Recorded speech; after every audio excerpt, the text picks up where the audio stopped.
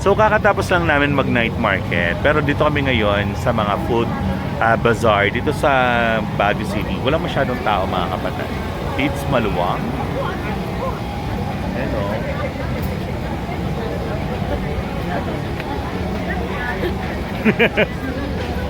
It's maluwang. And so samahan nyo kami at kami kakain dito. Mag-i-snack din kami kasi tapos na kaming mamili ng mga gusto lang namin mabili. Wala masyadong tinda ngayon. Ayan. So tingnan natin kung ano naman pwede natin makain dito.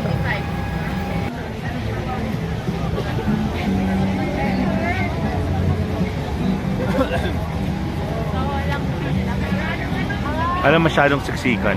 Wala masyadong people. Look oh, mga kapatid, wala masyadong tao.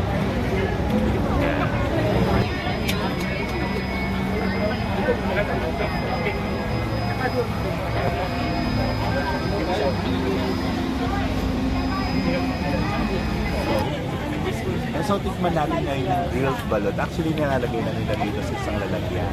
Then, meron na siyang tawag dito, garlic and spice yung garlic. So, tikman natin. Is it good or not?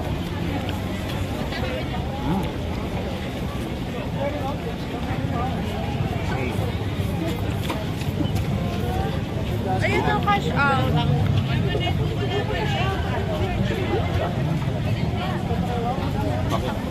Dubai chewy cookie. Ano? Tara?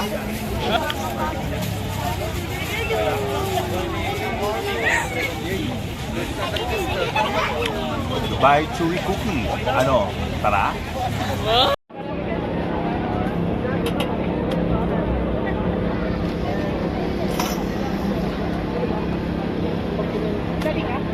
Dalik pa.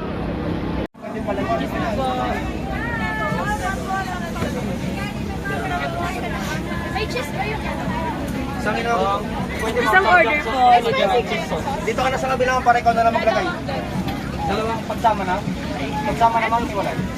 Ikaw na lang maglagay. Dalawa sa Sa'yo? Meron na. Dito ka na lang sa gilid. Dalawa. So, ayun nga mga kapatid. So, kakagaling lang namin sa night market. Then, tusok-tusok lang kami. Kumain kami ng mga pagkain doon sa night market, of course. Ang mga kinain namin is grilled balot. Then, yung mga Korean foods. Enoki. Dubai chewy cookie. Ano? Tara. Ayun yung mga nag-trending na yon. So, yun yung kinain namin. Though it's expensive for this kind of food. Pero syempre, we try. And so, ano masasabi niyo naman? And then yung yung Hungarian. Cheesy Hungarian. Yung cheesy Hungarian. Yun yung kinain ko naman. So, for me, yung kinain kong, yung grilled balot muna ako, siguro, 1 to 10, ano siya? 8. Kasi wala na siyang sabaw. Ayan. Ikaw? Ako, 9. Kasi yung compared dun sa naunang natikman, nung last na nag-Baguio, masarap. Okay. How about the Corina? 8 8 din. din. Why? Kasi, same lang. Nilagyan lang siya ng chili paste. Oo. Nilagyan lang siya ng chili paste, garlic, at kung ano-ano pang mga pampalasa. Pero parang nawala na yung pinaka-essence ng taste ng balot. Yung sabaw, yung lansa, nawala. Yung soup. Yes. Then next, yung kinain nyo is yung Korean. Yung Korean kasi hindi na ako kumain nun kasi nga yung akin, ang kinain ko is yung cheesy Hungarian.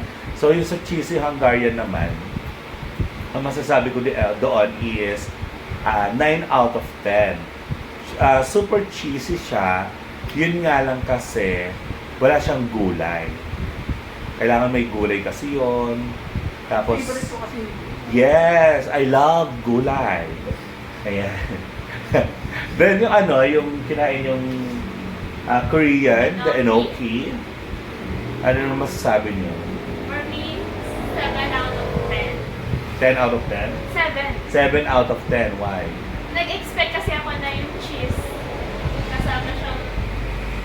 Basta, kasama siyang... Isi-serve doon. Oo, Ah, ganun. okay. Eh, parang tinanan lang. Okay. Yung sa'yo, Corina? 5 lang. 5 out of 10. Parang nag-sound. Ah, okay. Pero yung ano, yung experience natin ngayon sa night market dito sa Baguio, ako kasi experience ko sa night market ngayon is hindi siya siksikan. Yun yung maganda. Hindi siya siksikan, hindi siya masyadong crowded. Totoo yung sinasabi nila na konti na lang daw yung mga turista. Pero, shout out kay Murphy. Ayan, so nakita ko si Sir Murphy na taga Mexico and together with their mga kakuliks niya. And so, hi Sir Murphy. Alam ko, ayan, subscriber din natin si Sir Murphy.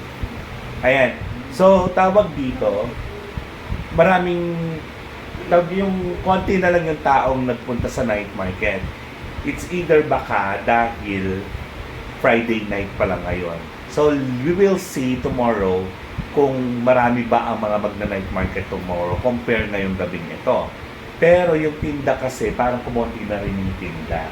Tapos same na rin yung mga nagtinda ngayon. Parang mga keychain lahat. Ang daming keychain, bonnet, mga ganon. Pero yung mga Saka, pumot, blanket, wrap. mga basahan. Ayan, mga basahan. Ayan, so, don't forget to like, share, subscribe sa aking YouTube channel. Ayan, so support nyo ako mga kapatid. And this is the end of the first day here in Baguio. So thank you so much po mga kapatid. Bukas abangan niyo yung upload namin for the second day here in Baguio. Thank you. Love. God bless us all.